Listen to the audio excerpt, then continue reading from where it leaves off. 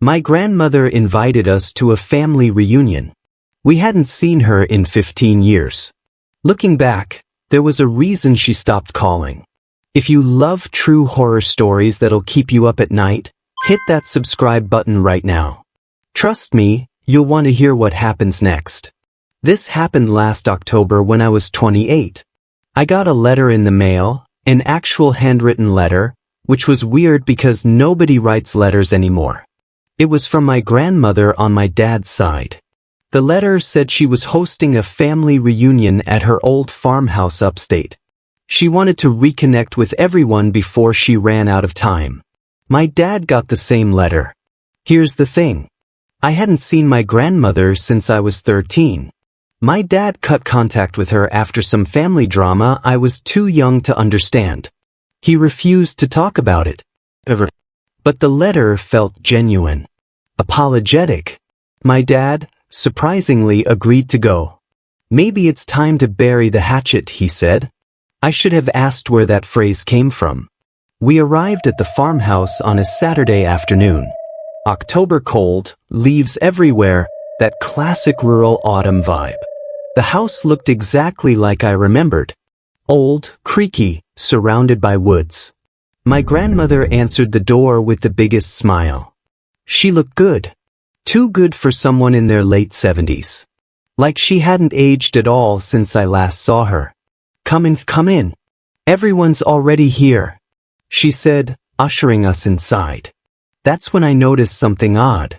In the living room sat my uncle, my aunt, and my cousins, about 7 people total. They were all sitting perfectly still on the couches, staring straight ahead with blank expressions. Not talking. Not moving. Just sitting there. They're just tired from the drive, my grandmother said quickly, steering us toward the dining room. Dinner's almost ready. My dad looked uncomfortable but said nothing. The dining room table was set for 12 people. 12 plates. 12 glasses. But there were only 9 of us, including my grandmother. Who else is coming? I asked. She smiled. You'll see. Dinner was strange. The food was good, roast chicken, mashed potatoes, vegetables, but the atmosphere was suffocating. My relatives barely spoke. When they did, their responses were robotic. How's work? How are the kids? Fine. Their eyes looked glassy, empty. My dad leaned over and whispered, something's wrong. We need to leave. But before we could make an excuse, my grandmother stood up and tapped her glass with a fork. I'm so glad you all could make it, she said, her voice suddenly colder. It's been so long since we've had a proper family gathering.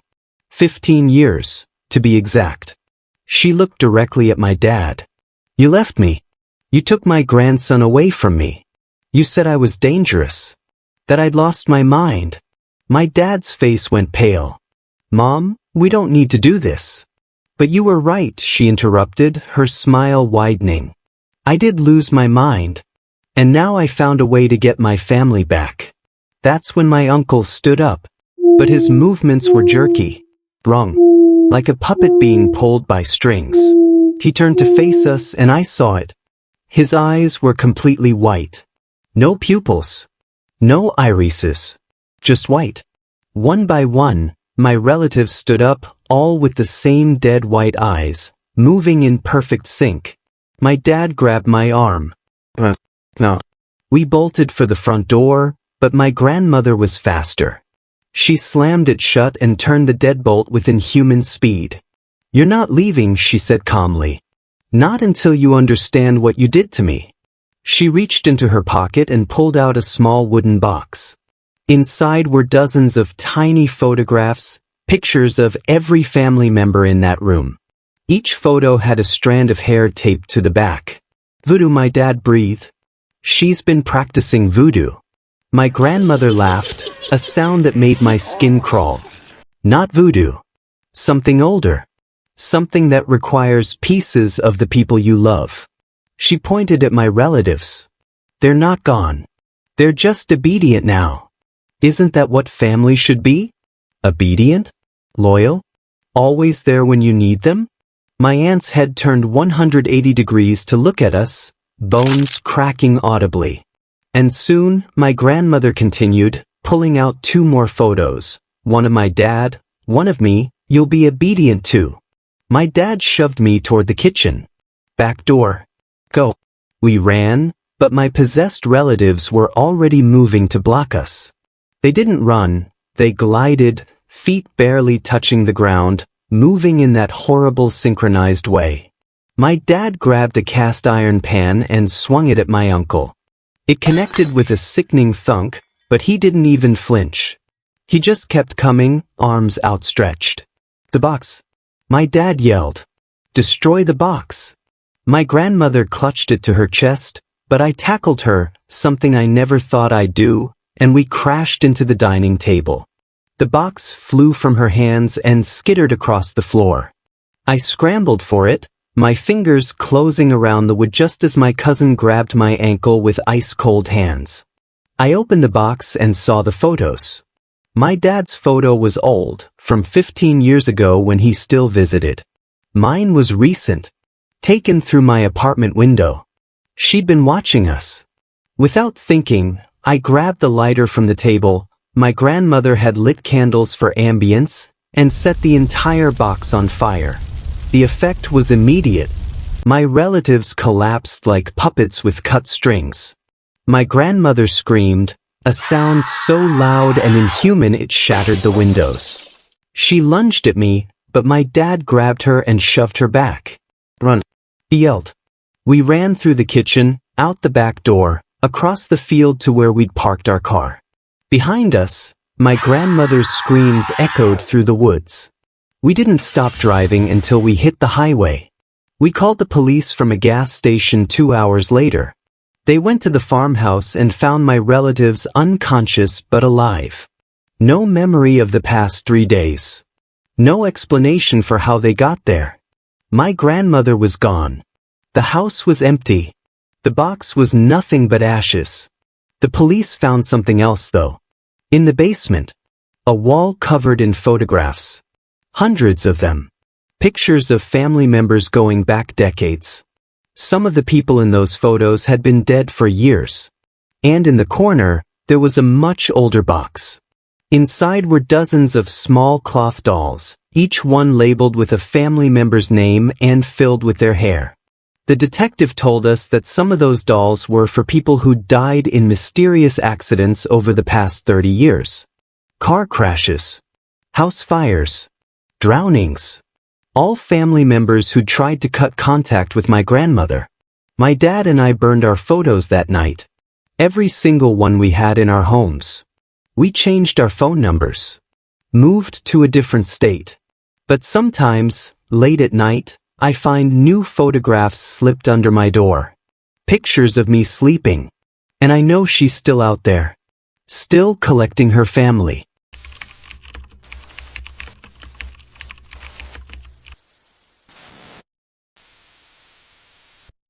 My uncle left me his house in his will.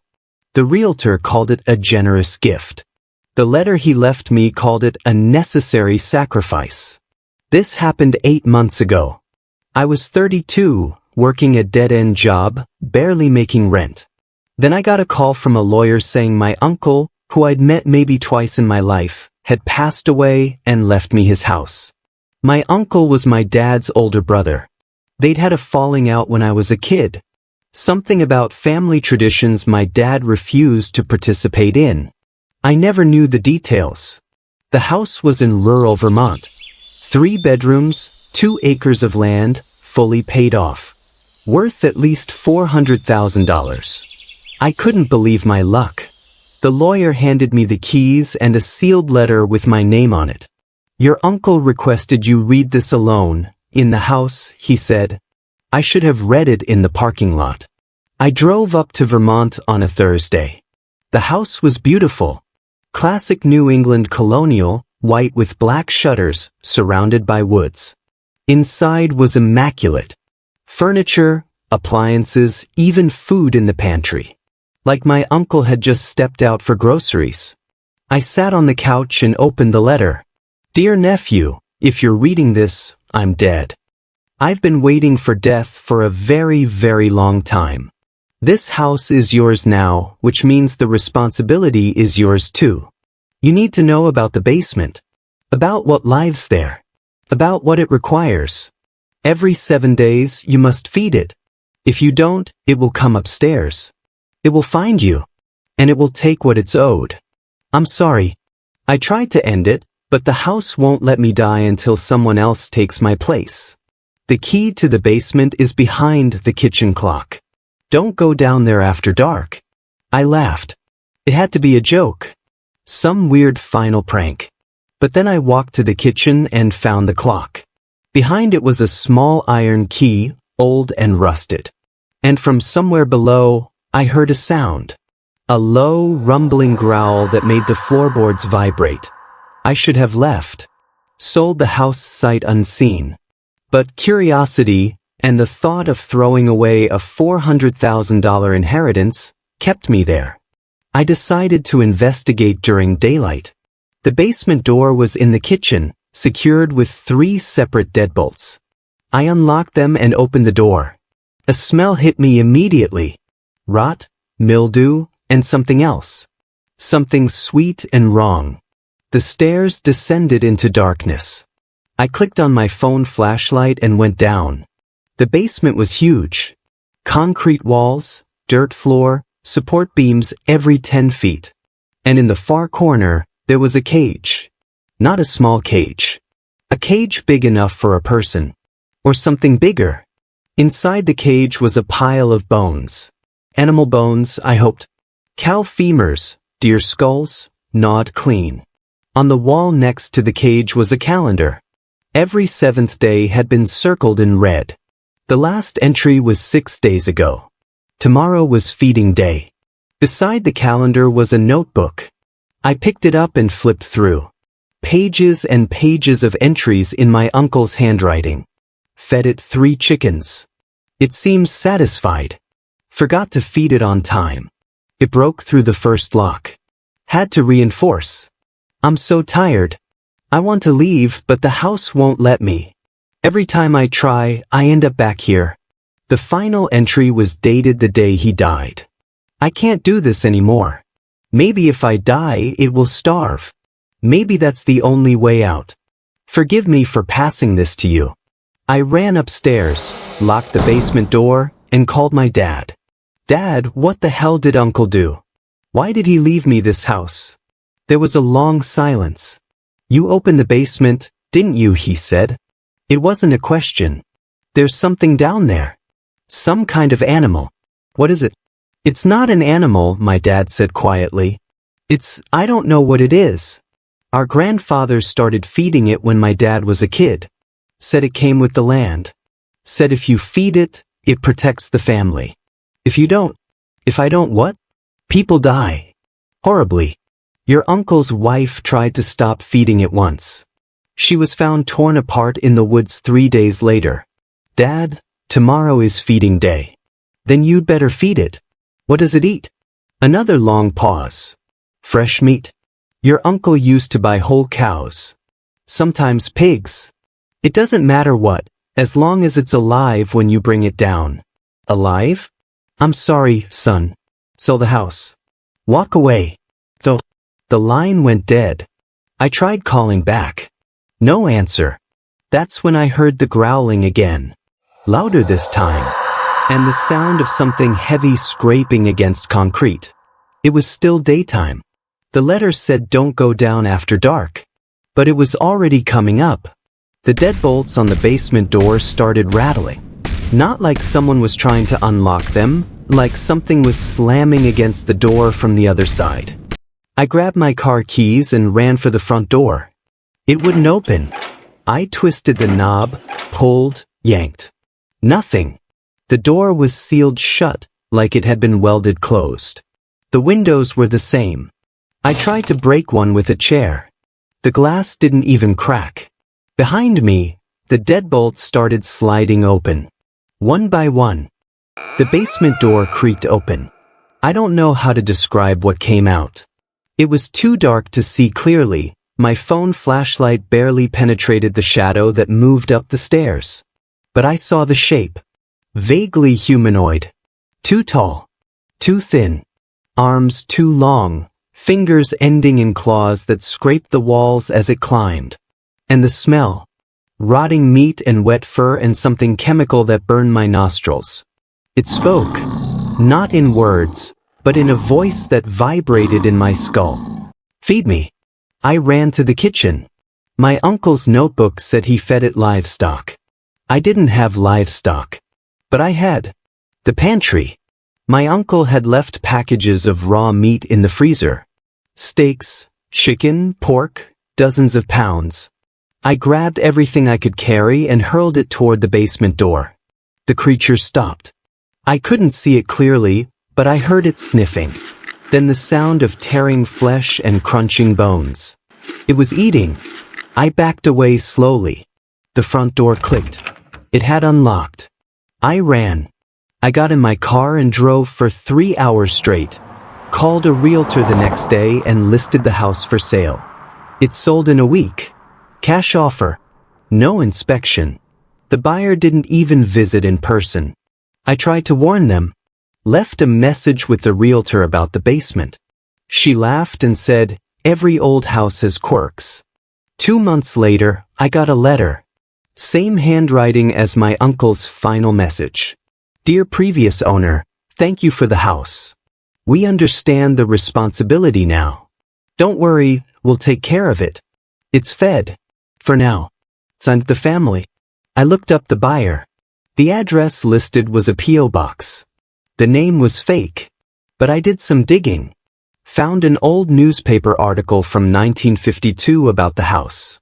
It mentioned the original owner, my great-great-grandfather, who'd made a deal with something in the woods to protect his family during the Depression. The article said he'd disappeared in 1955. His wife said he'd gone into the basement and never came back. Last week, I got another letter. No return address. Inside was a single photograph. It was me, standing in my current apartment, taken from outside my window, and written on the back, "It's still hungry."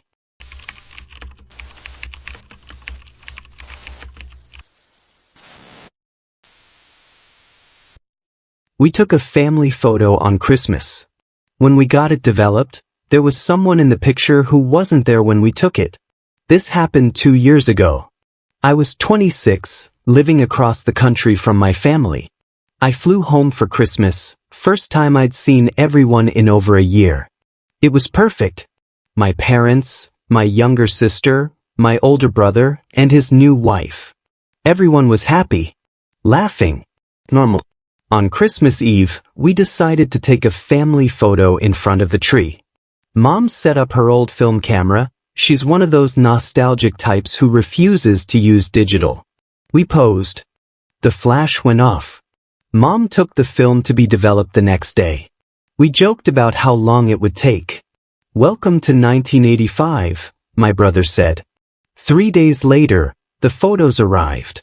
And that's when everything fell apart. Mom opened the envelope at the breakfast table. She went pale immediately. "What's wrong?" Dad asked. She didn't answer. Just slid the photo across the table. It was our family photo. 6 people in front of the Christmas tree. Except there were 7 people in the picture. Standing behind my brother was a woman.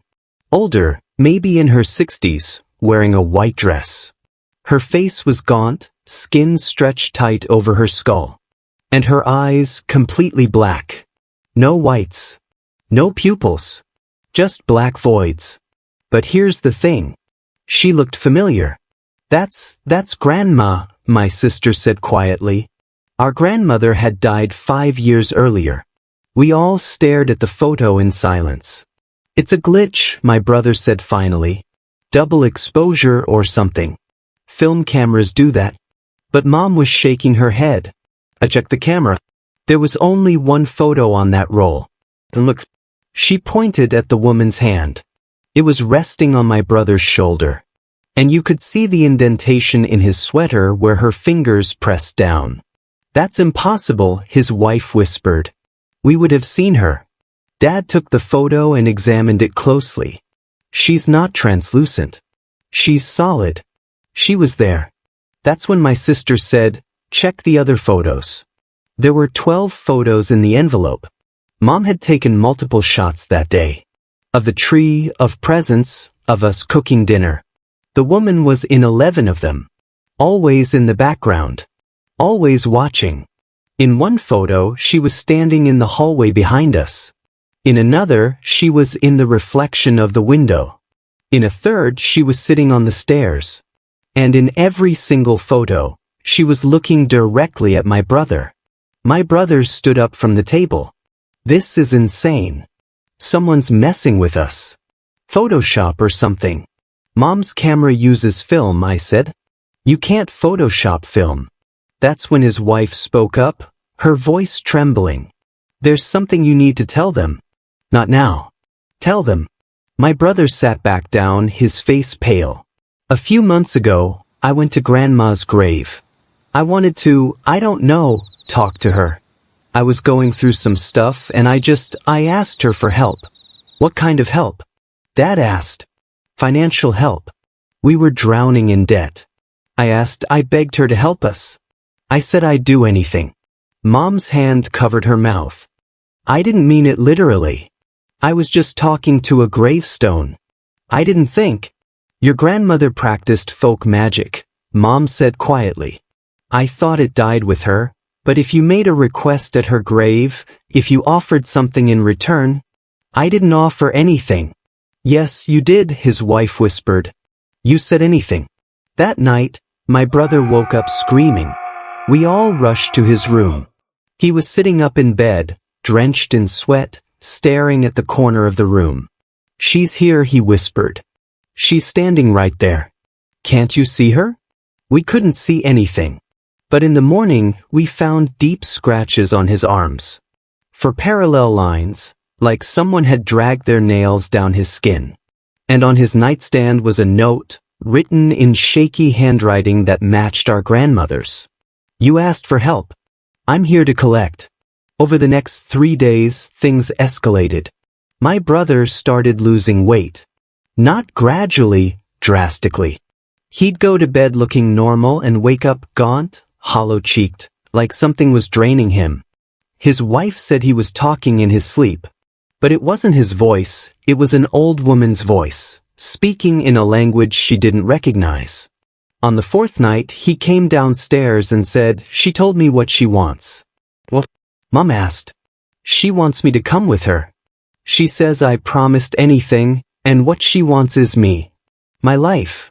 In exchange, our debts will be cleared, and my wife will be taken care of. That's insane, I said. It's already happening, he interrupted. I can feel it. She's taking me piece by piece. If I don't go willingly, she'll take me painfully. That's when Dad stood up. No, he said firmly. Your grandmother was my mother, and I know how her magic worked. A deal can be broken if you give something of equal value. What could be equal to a life? His wife asked. Dad pulled out a small wooden box from his pocket. She gave this to me before she died. Said it contained a piece of her. A backup, in case her magic ever went wrong. He opened the box. Inside was a lock of gray hair, tied with a red string. If we burn this, we sever her connection to this world. She'll be gone. Completely. But she's your mother, Mom said. And he's my son, Dad replied. He walked to the fireplace, held the lock of hair over the flames, and dropped it in. The reaction was immediate. Every light in the house went out. The temperature dropped so fast we could see our breath. And from upstairs came a scream, a sound so loud and anguished it shook the walls. Then silence. The lights came back on. My brother collapsed. We rushed to him. He was breathing but barely. Is she gone?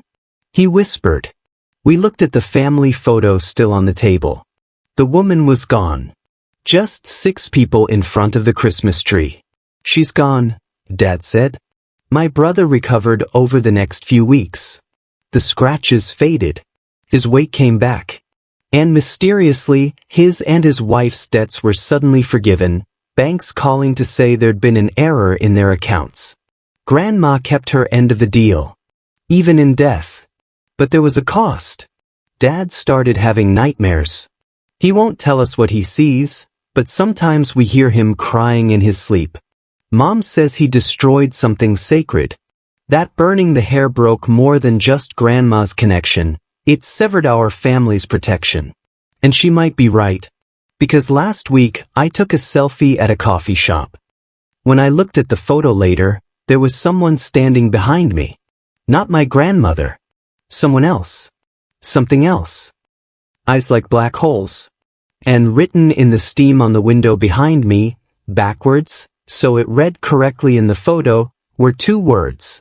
He's mine. I don't know who he is. But I think I'm about to find out. If these stories gave you chills, do me a favor. Hit that like button and drop a comment telling me which story scared you the most. And if you haven't subscribed yet, what are you waiting for? We post true horror stories like this every week. Turn on notifications so you never miss one. Because trust me, the next story is even worse. Thanks for watching and remember, lock your doors tonight.